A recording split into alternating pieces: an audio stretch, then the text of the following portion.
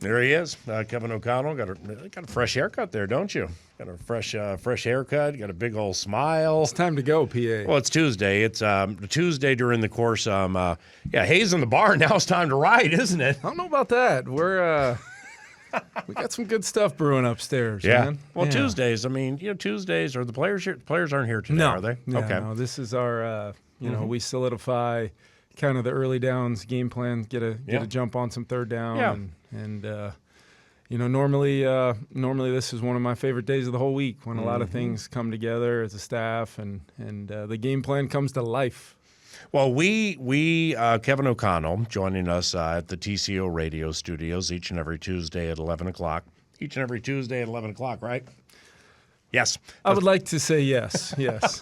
That's going to be terrific. Yes, Johnny did give me the text. We're good. So we were just discussing the third quarter where you called part of that Eagles game with us. I know that feels like a year ago. Yeah. And you had some downtime, probably Labor Day weekend, got a chance to spend some time with Lee and the kids and everything. So now we're full throttle, big blue wrecking crew mode and trying to figure out Malik Neighbors and the whole thing. But just smell the roses for 1 second before this whole thing begins. That was so much fun. Did you enjoy it? I did. Going into it, a lot of people were saying, you probably got to take your headset off and make sure you're all in on the guys, which I was. But yeah. I had a blast listening to, Wes and the defensive coaches, Matt Daniels in my left ear and you and Pete and Ben in my right ear, everybody talking at the same time. Football game going on, some kind of exciting plays with the refs to get to work through, challenge to play. I mean, it was that's basically what a game is like, just minus you fine folks upstairs joining me the whole time. How often do you talk to J.J. McCarthy? And if so, like how are his spirits? He's doing great. He's kind of through the early part of that rehab where we want to make sure it's 24/7. What we need to be doing early on from a medical standpoint. Now he's kind of to the point where he's back in meetings right alongside Sam and the other quarterbacks every single day. He's, motoring around the building, and he's got a little cart to get him around the building here and there. And he did crash it into my office wall yesterday. No injuries to report, but maybe a little damage from the motorized cart. But I would just say, did you have to file a report with Chorus, the head of security? Dave's on it. Okay, good. Dave is absolutely on it for sure, as you know. But I would just say there's some of the things we've talked about from an intangible standpoint of what he brings to our building. I'm challenging him on a daily basis to continue building on what you've already done in this building in a short amount of time, because everybody's excited about JJ. We just don't get to see him this year, which is, probably what eats away at him the most. But at the same time, we know there's a lot of valuable time ahead for him to truly hit the ground running when we get the opportunity to get him out there. Is from what you now know about Sam Darnold, quarterback for the Vikings into this Giants game this weekend, he gets the 1 and 10, you get him here organized team activities, the scholarly part of it's just full throttle taking place there, never stops really, and now we're going to start playing games. Is he a follow-the-plan guy? Because the plan's good. The passing plan here has been quite good when you have requisite quarterbacks over the last couple of years. Is he a follow-the-plan kind of guy, or does he get comfortable off schedule? Just tell us about Sam Darnold. Yeah, I think the beauty of Sam is he's going to – how we hope to design things. Play intent is a very important thing for quarterbacks here to understand what we're trying to get done, what are the looks we may get, and then – if it's not there, if it's covered, if they've had a good snap defensively, what are you going to do with the football? Is that checking it down? Is that potentially creating some plays off schedule, which he has the ability to do? But more so than anything, we want to live to fight another down when we can scheme something up and try to get somebody open for him. And I'd love to survive that down moving forward, whether it's a check down, putting the ball in play, giving one of our eligibles a chance to make some yards after a catch. And if it's Sam using his athletic ability, go get what you can, protect yourself, and let's get right back in the huddle and do it again. That's how he's played. That's how he's really prepared himself. Now we get a game plan to hone in on exactly what we want to get done, each individual play, what are the problems that we've got to navigate through together, and then give him a quieted mind and let him go play, because I'm excited to see him play. I really am. Kevin, it's in every facility through the history of time. Every coach has said to their teams, let's start fast. let's start fast, specifically offensively. Everybody wants to start fast. Doesn't always work that way. I've heard you say it either on the air or behind the scenes, sometimes. However, like last year in the Tampa Bay game, you we didn't start fast. Yeah, you get a penalty, then they get the ball, defense steps up, and then now we have an aborted snap, a fumble. Then you get a strip sack after moving 61 yards, and you got this thing going. So, but that wasn't an outlier because it was a common thread during the season. So how have you handled that from last year, the inordinate amount of fumbles and the way they started certain games early in the year, transitioning to 2024? Yeah, I think everything we do, everything we say, everything we emphasize matters. And when I think back on my role in making sure our team was ready to go, no matter what I felt like going into that game, and I felt very positive about where we were at as a team, a lot of reasons to be excited about what we had offensively. Coach Flo obviously coming in defensively, but we didn't start out very fast. There was some execution errors. There were some mental errors that I don't know whether our players were, maybe too hyped up. Maybe they needed to get a little work in the preseason, as limited as what that would have been, to ultimately hit the ground running and play fast. And I think it's about the plan we put together, but bigger picture, PA, it's about what we've been doing not only ever since, but throughout the end of last year. We really had – I think we had 11 fumbles in the first 5, 6, 7 games, and then we only had one fumble after that, and we were able to really kind of emphasize it. And when I say fumble, I mean ball carry. We had some strip sacks and things like that. But we've got to truly be all about the football. It's got to matter. We've got to take it away on defense when we can.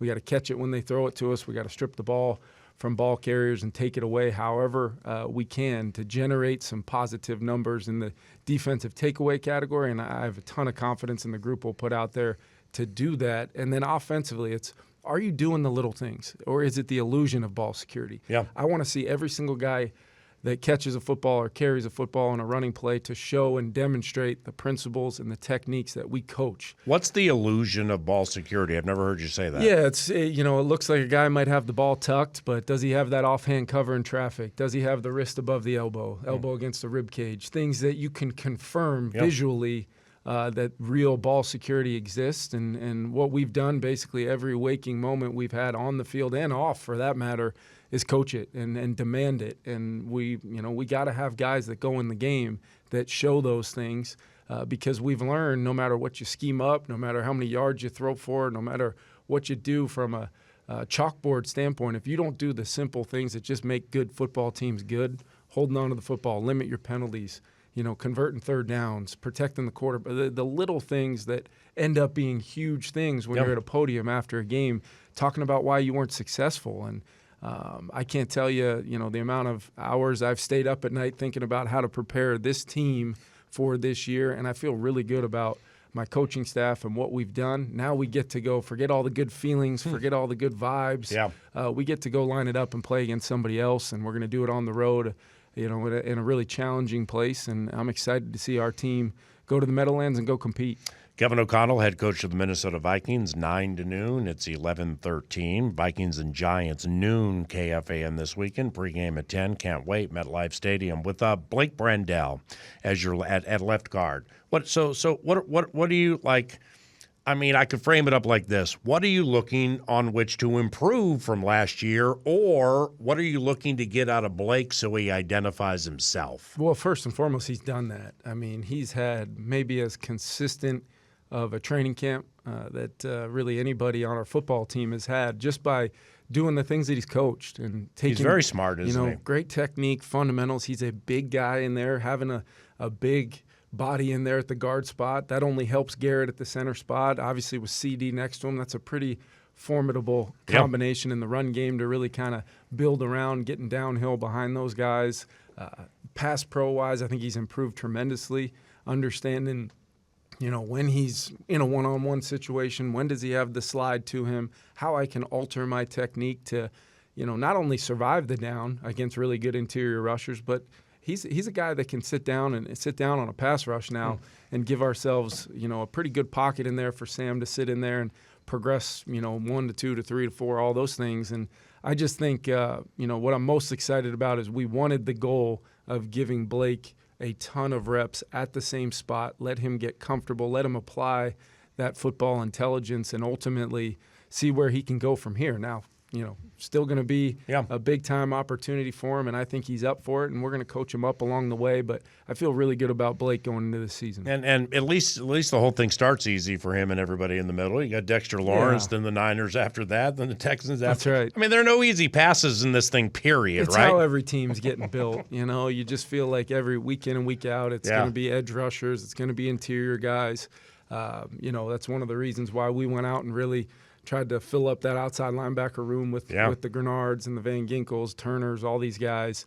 And it's just it is the facts of life in the NFL that if defensively, if they can defend you with a four-man rush and play all the coverages that people want to play to JJ and Addison, it's going to be tough sledding at times. So we've got to have the ability to give our quarterback a pocket, attack coverage. But I think running the football, I know it's been talked at great length about our run game and what we want to accomplish. What we want to accomplish is be a physical team that can, get downhill and lean on people a little bit to where then you can't just think about how do we defend 18, how do we defend 3. Yeah. We want people to be feeling like they've got to defend us on all downs, and that's something we've got to put on tape, PA. It's not something we can talk about anymore. We feel good about the plans that we're putting together right now for this game, but it's going to be a week in and week out challenge where we might have to overcome some adversity. Defenses are going to make some plays here and there, but how is our offensive system built to marry the run and the pass, to make things start out looking the same but end up being different, put defenders in conflict, and then you add that play style that I've talked about where I want to see our guys teeing off on people. I want to see us getting off the rock, crossing the line of scrimmage, getting movement along that defensive front, and it's easier said than done against some of the names you mentioned over these next 3 weeks. But we're gonna get a great test to see where we're at. And the starting back is Aaron Jones, and he'll be playing. He'll be wearing the colors for the first time in his National Football League career, coming up here Sunday at noon, and meshing the run and the pass. I mean, it's when the running back can catch passes. He had 11 touchdowns, I believe, in 21 and 22. Receiving, then I think he missed 6-7 games last year. With Aaron, it's what do you like about his overall game? Yeah, I just think he's he can run from the home position in the dot. He can run from the gun. He can work the wide zone game. He can run in between the tackles. He can do everything we need to do to marry up with what we're hoping to get done from our scheme. And then you're right. I mean, he's a weapon with the ball in his hands in space. And how do we find ways to get him the ball in space? How does he play off of understanding that there's a lot of coverage responsibility to defend Justin and Jordan and eventually TJ when he makes it back? We've got the type of weapons on offense where the running back really can't be the first thing you're talking about every single week. Right. And so we've got to take advantage of that and get him the ball in space, get him the ball where he can do something with it. And I think Vikings fans are going to be really excited we got Aaron Jones. Off schedule for a second because I like the guy, and I think he's going to be important as years go on here with you. Walter Rouse, rookie offensive tackle, Oklahoma. What do you have in him moving forward? Like, what have you seen so far? Yeah, he really, the growth we've already seen, both at the right tackle position. I do believe he's going to have the ability to play some guard also. We want to kind of give him – it's not something you want to just start him out in his NFL journey bouncing around different spots on the line. But I just feel like he's very smart. He's a very physical, strong, stout player. He's, like every young offensive lineman in the NFL, coming into the NFL, pass pro is always what you're working technique and fundamentals on. You can't just overpower everybody anymore. You got to really trust your technique and understand all those differences, PA, of what I talked about with Blake. Yep. The football intelligence thing to me has been a really a big separator for some guys in this building to be able to reach their potential a little faster by just playing that game right along some of our other players and maximizing who they are. Well, obviously, it's incredibly important being a scholar of the game, really, in anything that you do when it comes to ascending and or succeeding from a business standpoint. And do you remember former Bears linebacker Hunter Hillenmeyer? I do. Okay, so Hunter played like 10, 11, 12 years. Yep. Played with Urlacher and Lance Briggs. He was that guy. Yep. Came off the field on nickel and never had a chance at dime. lasted in the NFL many, many years. And I remember he told somebody, it might have been Ben Lieber, and I was just like there for the conversation, right at the end of his career, is, faster than me, can jump higher than me, stronger than me. But if you know the plays and if you know where to be at the right time, you're going to last a long time in this league. That's kind of what you just said, right? Well, there's just so many ways by being where you're supposed to be when you need to be there, regardless of offense, defense, kicking game, and then applying a level of football understanding of what are the leverages, angles, the techniques that people are trying to play against us, and how do I maximize my movement skills, whatever they may be, whatever that floor or ceiling is. How do you do it in a way that's consistent every single snap? And what you see with guys like that is they play a lot of football because they can be relied upon. The other 10 guys on the field with them know exactly what they're going to get out of them. Right. And then you can schematically build around their skill set to let them do the things that they do well, and that's what coaching's all about. Yeah, that's the ultimate from your former coach, Bill Belichick, with the do your job. It's a simple thing, but it's remarkable. Just 1 of 11 doesn't do their job. Right. You have very, very little chance to have success on a play.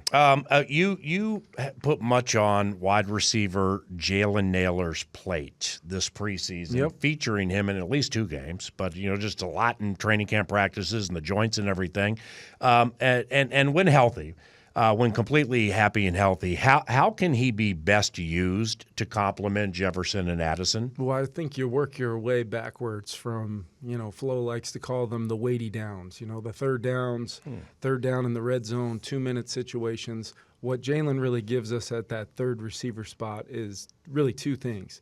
He can get open. He can get open versus one-on-one coverage. He's a technician as a route runner. He understands how to separate versus tight coverage. He understands how to find voids within zones, and really playing off of Justin and Jordan will give him a ton of opportunities to do that. And then the other thing is he's really versatile. So we move Justin all over the formation. We move Jordan all over the formation. The days of, hey, he's just a slot receiver as that third player, those really don't exist anymore because we may want Justin to be in there on one play. We may want Jordan and Justin to be stacked together on a play, and you're the single receiver on the ball away from him, where now you got to figure out how to get a release, beat press coverage, maybe win. If all the coverage wants to shove over to cover those other guys, you're going to have some one-on-one opportunities, and that's where we feel Jalen's ability to help us will really show up. Kevin, does Blake Cashman with Ivan Pace Jr., those guys together, does it upgrade your run defense, and if so, how? Yeah, I just think IP's so instinctive as a young player, showed that from day one, and that's really where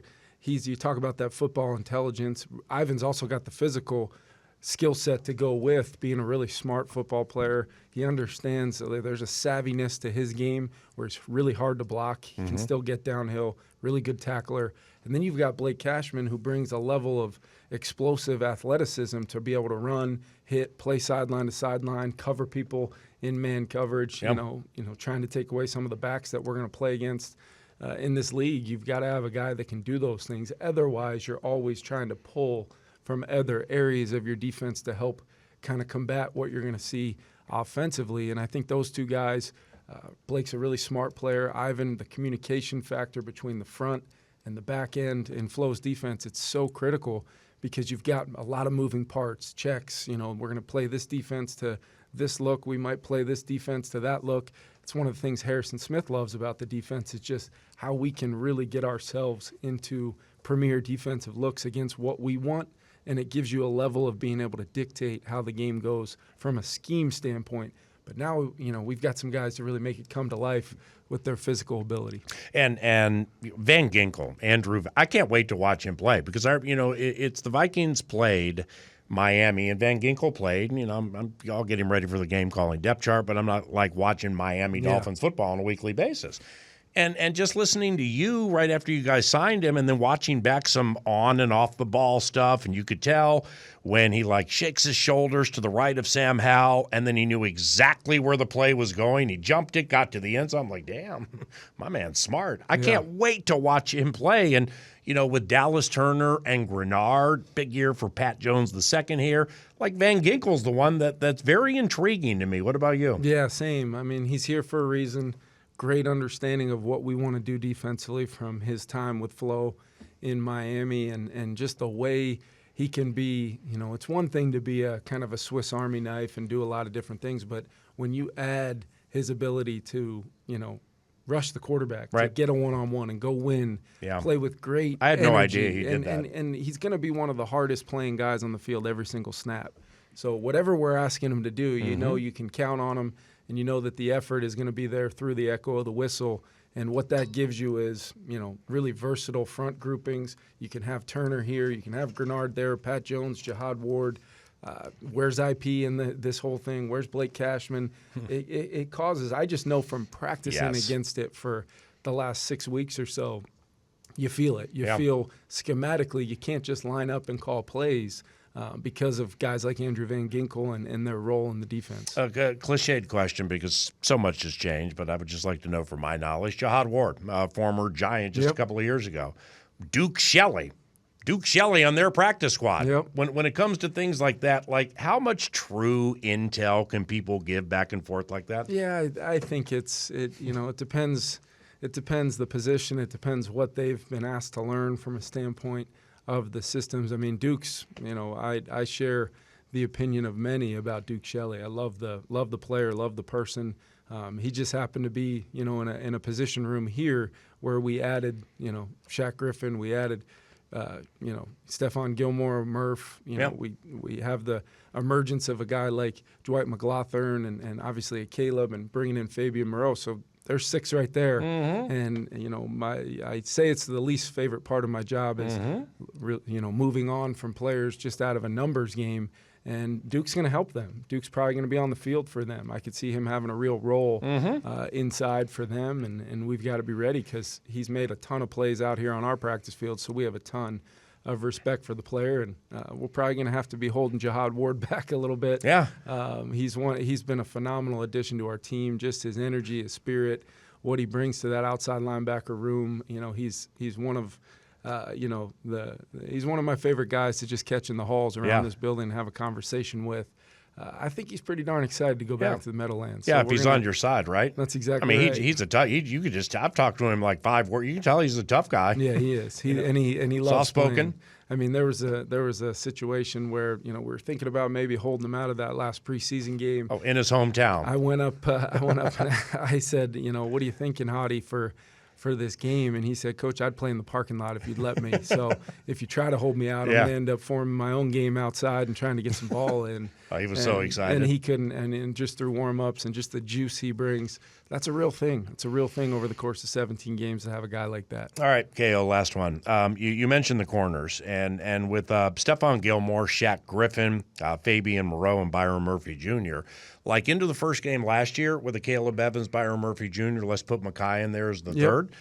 Before the whole Metellus and Bynum and everything, the hybrid roles really developed. That was 61 games of NFL experience.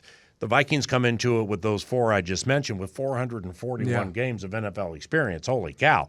And they're going to be opposite Malik Neighbors. From what you saw at LSU or what we think we know now until they play games. Does he have some superstar to him? Oh, he's going to be a really good player, and we're expecting him to be a very good player on Sunday. I mean, you've got to treat him really what he is, which is a bona fide number 1 guy that they're going to scheme plays for. They're going to try to give him a lot of different route concepts to try to win at the different levels of our defense, and he just understanding what he was coming out of LSU and what he was for Jaden Daniels in that offense. One-on-one situations, the expectation was that he would go win and he would win pretty consistently. So we're going to have a plan for him. We have to understand where he is in the formation. And then you try to, even though it's you're going into an opener and there's a lot of unknown, you got to have an understanding of the types of route concepts that they want to maybe try to activate with him, and then how Hyatt, is kind of their speedster, wants to take the top shelf off. Where are the other guys in the mix? Because Daniel Jones is going to try to get the ball out of his hands. He's going to try to throw completions, but they're going to try to be explosive. Is like every offense in this league, you want to be efficient, but you got to find a way to generate some of those explosives. if we can keep those off our tape, make them have to drive the ball against us, I think our guys are going to be in good shape. And with Saquon Barkley gone to Philadelphia, okay, here comes Devin Singletary, kind of a lifetime journeyman type guy. Let's not forget Buffalo a couple of years ago. Yeah, super athletic. My man's looking like Walter yeah. Payton in that game. It was unbelievable. Remember how fast he was? He's got the ability to catch it out of the backfield. He can protect, but he's got some juice, and he can run a bunch of different types of run schemes. Are they going to try to apply some quarterback run like they have in the past, when we've played those guys? So it's going to be a challenge. And Dabes and Mike Kafka are two guys that I know really well, really good offensive coaches, and they're going to have a great plan. We've got to just consistently, I'm going to circle back to it, we got to have 11 guys out there doing your job every single snap. And we feel like the type of skill sets and the versatility we'll have out there, we can be a hard defense to have to play against. But like I said many, many times, we got to go make it show up and come to life. Spectacular. Thank you very much. Yeah, thanks, guys. Kevin O'Connell, head coach of the Minnesota Vikings, and I'm Paul Allen. Back to the TCO radio studios after this.